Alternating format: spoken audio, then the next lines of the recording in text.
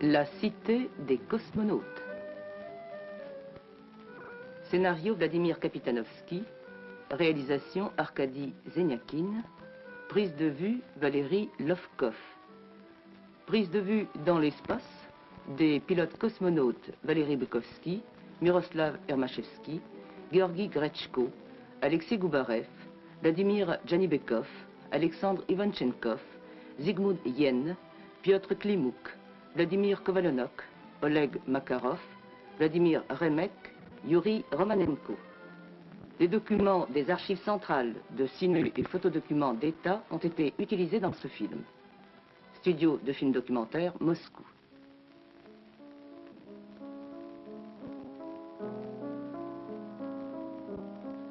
Comme nous nous habituons vite aux choses les plus extraordinaires, s'est-il passé beaucoup de temps depuis que l'homme a vu ainsi la Terre pour la première fois? Il était émerveillé, heureux.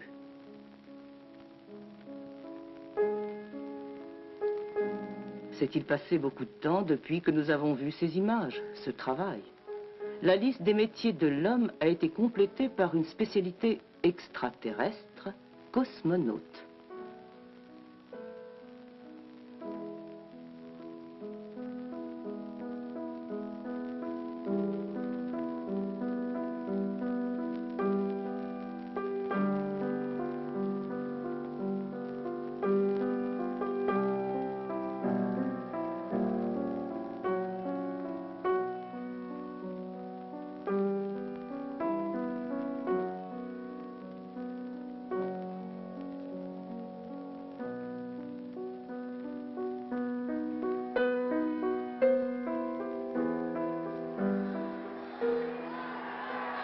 Pour chacun d'eux, le chemin des étoiles a commencé ici, au centre de formation des cosmonautes, fondé il y a 20 ans et portant le nom de Yuri Gagarin.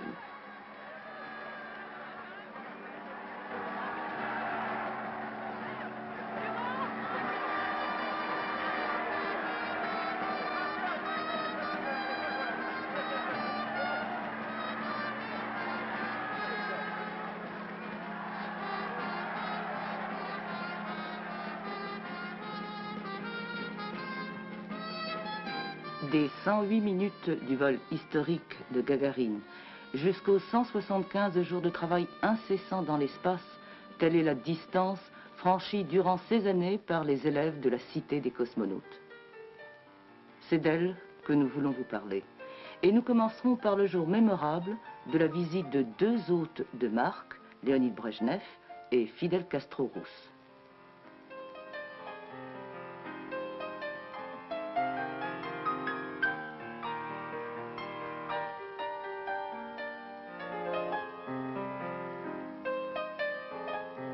On connaît l'attention et le soutien accordés par le comité central du Parti communiste de l'Union soviétique et le gouvernement soviétique au programme d'études et de conquête de l'espace.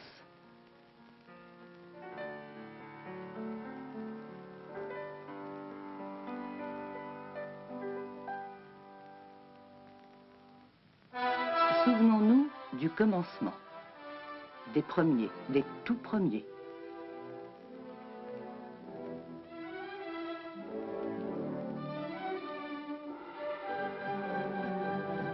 Le chemin de l'espace a été frayé en commun par les maîtres et leurs disciples. Personne ne savait encore ce qui les attendait là-bas, en orbite.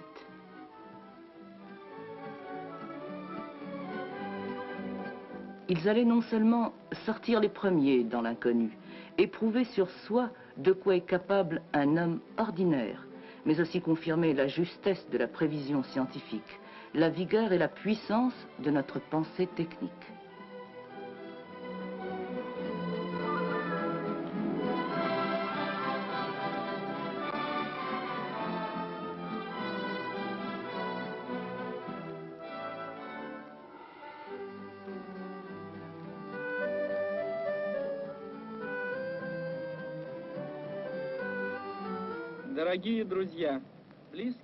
Chers amis, proches et inconnus, compatriotes, hommes de tous les pays et continents, dans quelques minutes, un puissant vaisseau spatial m'emportera dans l'espace lointain de l'univers.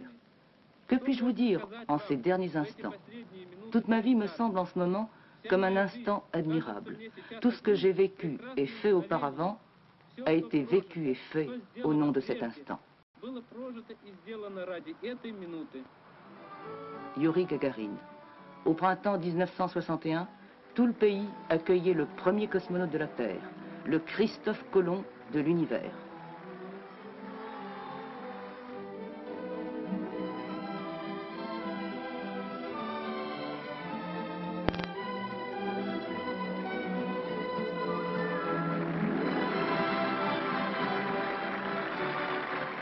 Son nom retentissait sur la planète.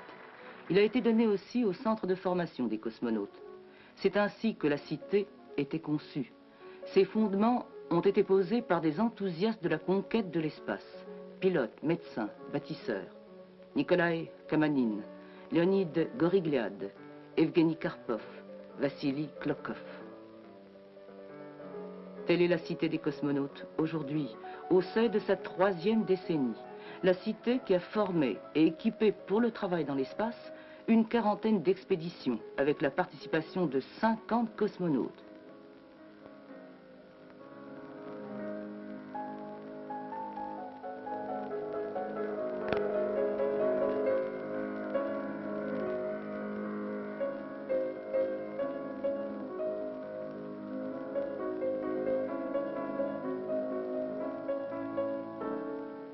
Le pilote cosmonaute de l'URSS, Vladimir Chatalov.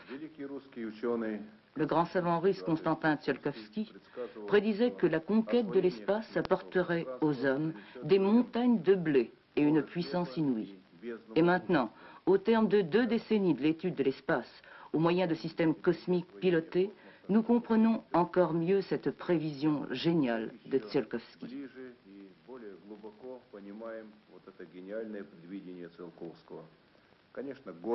Des montagnes de blé, ce n'est pas seulement du blé. Ce sont la science, la connaissance de la Terre, de l'atmosphère et du cosmos. Les cristaux que nous essayons de créer dans l'espace, les matériaux nouveaux sans lesquels il est impossible de faire progresser l'industrie, l'énergie nouvelle que nous espérons obtenir un jour dans l'espace et offrir à l'humanité sur Terre.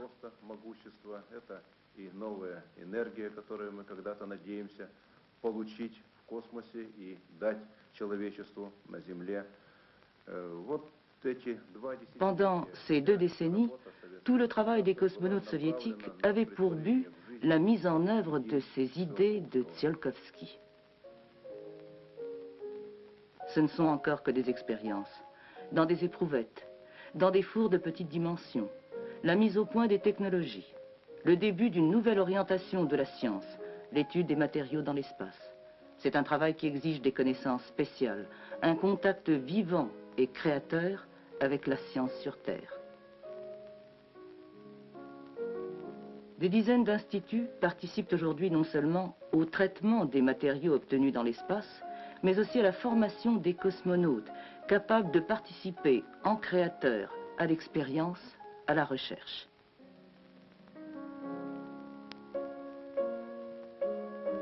C'est pourquoi le cosmonaute d'aujourd'hui doit être simultanément physicien, biologiste, géologue, météorologiste, chimiste et bien sûr médecin.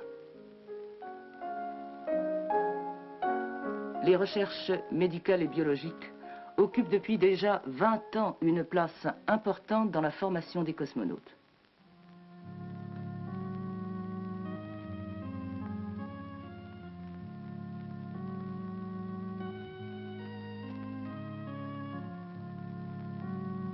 Les climats extrêmes sur Terre permettent d'étudier les ressources de l'organisme humain, de l'aider à conserver ses forces, sa capacité de travail dans les conditions concrètes de vol cosmique, surtout d'un vol de longue durée.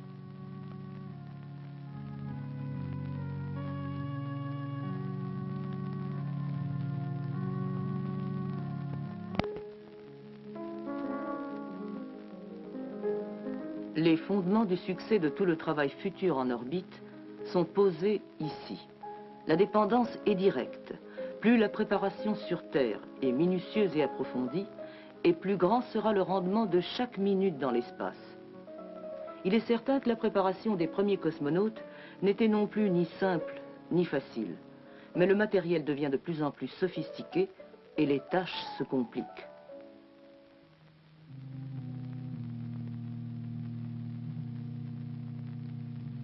Le temps viendra où il faudra construire dans l'espace des colonies qui semblent aujourd'hui fantastiques, monter en orbite des centrales solaires et des usines. Ce sont les cosmonautes des années 80, peut-être même des années 90. Dans une piscine spéciale, à l'état d'hydro-apesanteur, ils mettent au point les techniques du travail dans le vide, le travail de demain. Ce qui semble fantastique devient réalité. Tel est le rôle de la cité des cosmonautes. Elle doit devancer l'imagination.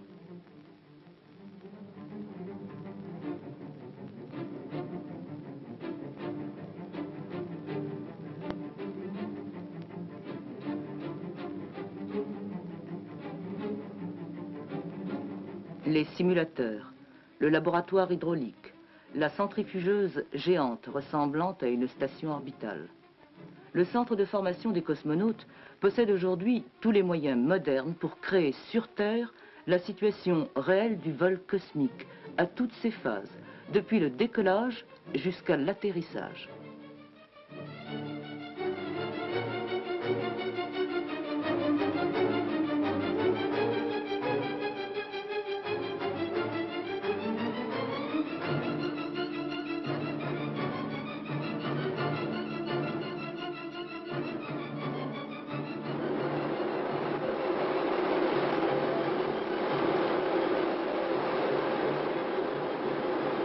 Le centre de formation des cosmonautes n'est pas seulement un centre d'études, mais aussi un ensemble de recherche.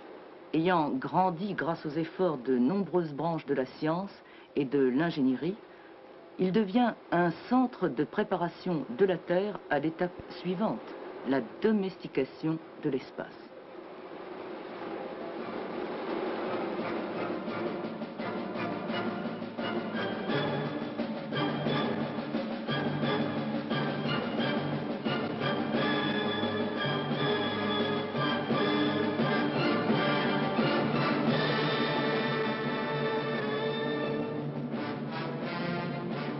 C'est pourquoi le centre de la science soviétique suit avec une telle attention tout ce qui se passe là.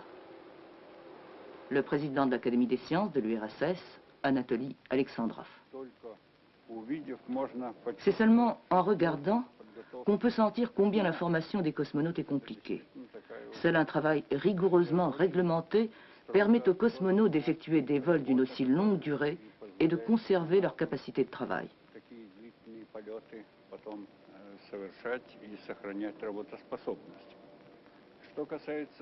En ce qui concerne la portée des vols cosmiques, notamment des vols pilotés, nous n'en sommes qu'au commencement de l'assimilation de cette technique pour l'économie nationale. Mais déjà maintenant, disons dans le domaine de la cartographie, de l'exploitation des forêts, de très grands succès ont été remportés. En matière de cartographie, cela ne fait pas de doute. Мне кажется, достигнуты важные очень результаты. Ну, в картографии это просто несомненно, что так. Des résultats importants ont été obtenus en géologie. C'était difficile à prédire et cela permet d'économiser des sommes considérables au cours des travaux de prospection géologique.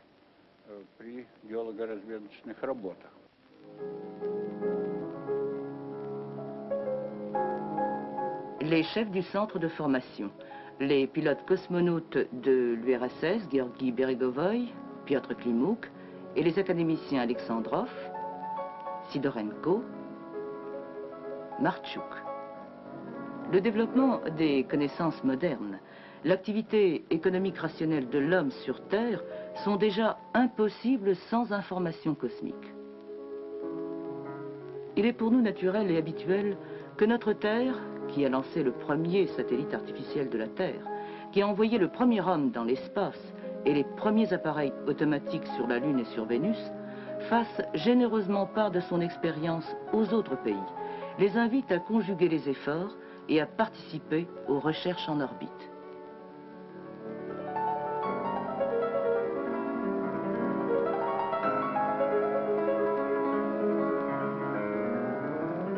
C'est une excellente coopération pacifique, que ce soit le travail des participants à l'Intercosmos ou bien l'expérience commune Soyouz-Apollo.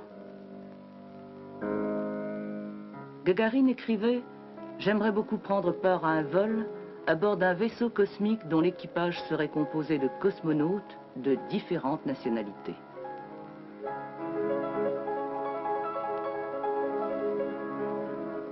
Notre Terre n'est-elle pas un tel vaisseau cosmique qui file dans l'univers? Ce vaisseau appartient à nous tous, à tous les peuples du monde, et son équipage doit vivre dans la paix et l'amitié.